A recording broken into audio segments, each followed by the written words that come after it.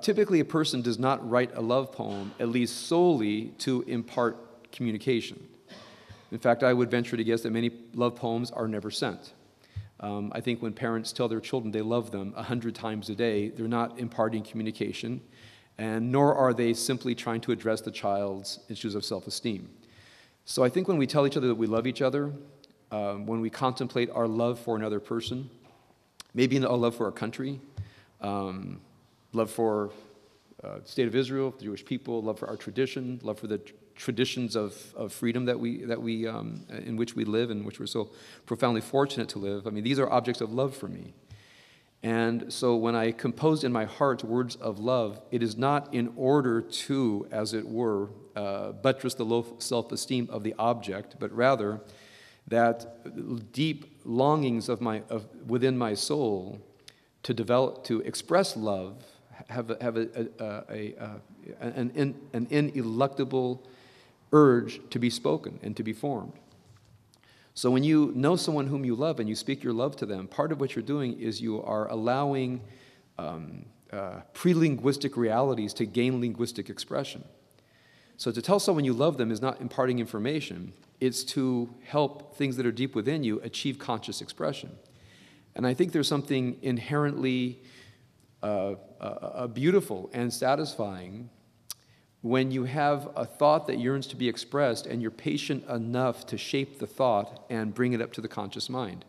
You've all had that moment when you want to say something that is crucial and meaningful, and you stop and you compose your words and you compose your thoughts and you say it in just the right way.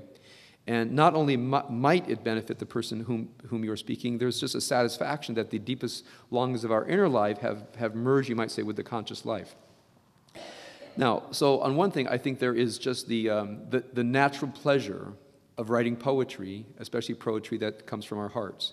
So one thing, when I think about the divine, when I utter words of praise from the prayer book or I speak them from within, it is not in order, as it were, to impart information to God, although I'll get to that in a moment. The reason we do it is to merge the unconscious with the conscious, especially the part of the unconscious that has a sense of love and devotion toward a metaphysical reality. Now, in addition to that, so let's say, well, I'll call that spontaneous prayer, the kinds of prayer that we find in Psalms. When a musician writes, when a writer writes, when a musician sings, I think certain people, just by their temperament, they have to write poetry, they have to write music. It's just part of who they are. They can't not do it. For the rest of us who are not, you might say, existentially pushed toward that kind of creative activity, the reason is, well, why should we do it? Meaning, if somebody else sat down, let's say an author of a psalm, and had a profound sense of God's presence and wrote a song about pining for God's presence and loving the presence of God and how much the presence of God changes them, then why should we recite it? It's their words, not our words. And the reason is not all of us are gifted. Not all of us can write that kind of music, which is why most musicians that I know play the music of other musicians. I don't know, there's not one musician I know says, I won't play another musician's music. In fact, they take great joy in playing another musician's music because other musicians other composers write great music. And they really enjoy just the experience, the vocal and the skill experience of playing a great song. So in the same way, if you look at your heart as your instrument, and if you look at the prayer book as music composition, there's an intrinsic desire to be able to take this sheet music, as it were, and play it with the instrument of your heart.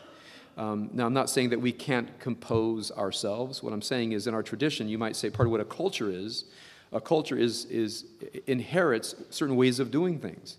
So in our culture, we have an inheritance of what you might call our sheet music on how it is that we express our love toward the divine. So this is our cultural inheritance. So if you want to participate in this cultural inheritance, you learn how to play the music. You learn how to, you know how to decode the sheet music. Now, this is not prayer, by the way. This is sheet music. So this is only here to be played on the instrument of the heart.